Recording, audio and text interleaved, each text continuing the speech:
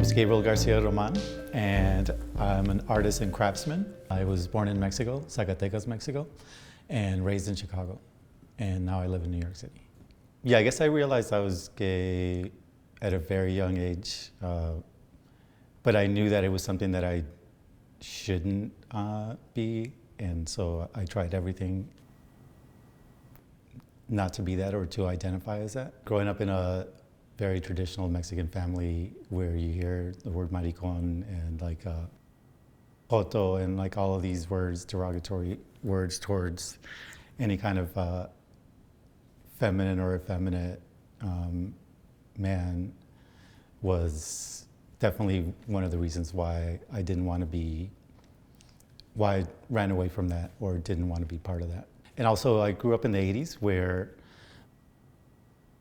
HIV AIDS was such a big present thing that all over the media and in my family you heard, like, if you're gay, you're gonna die of AIDS. And so for a long time, I was afraid, obviously, that I was gonna die of AIDS if I acted out my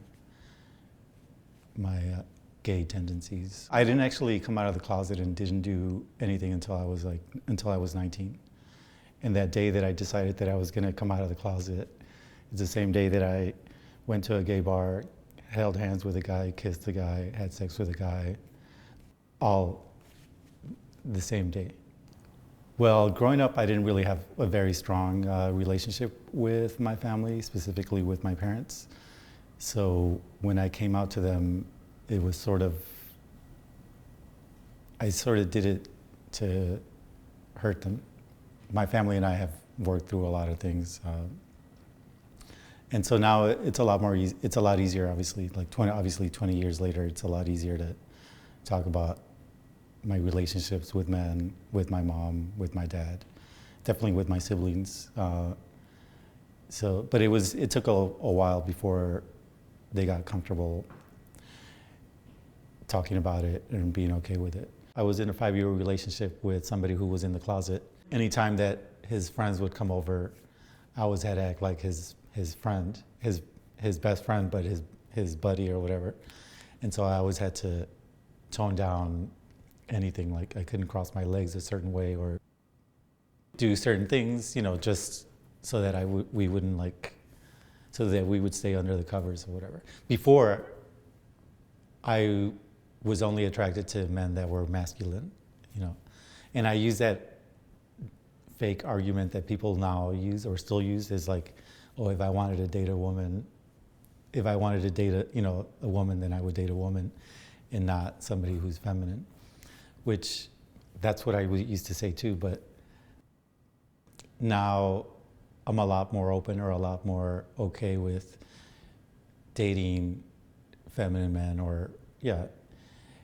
and I think it stemmed from self-hate, I guess, if you think about it, because you don't want to walk next to somebody who is feminine, and that's because then it's going to call attention to you.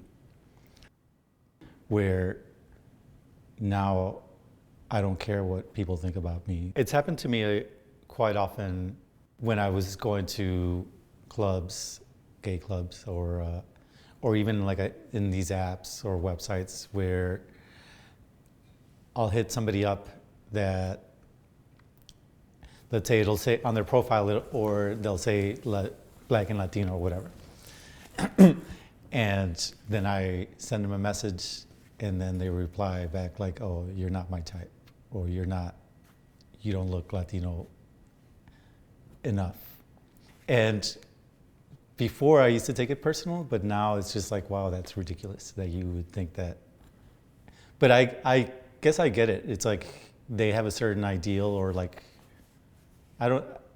certain ideal of what they think a Latino is, and it's a shame that that's what they think. There's only one type of Latino, and since I don't fit that, then I'm not Latino enough.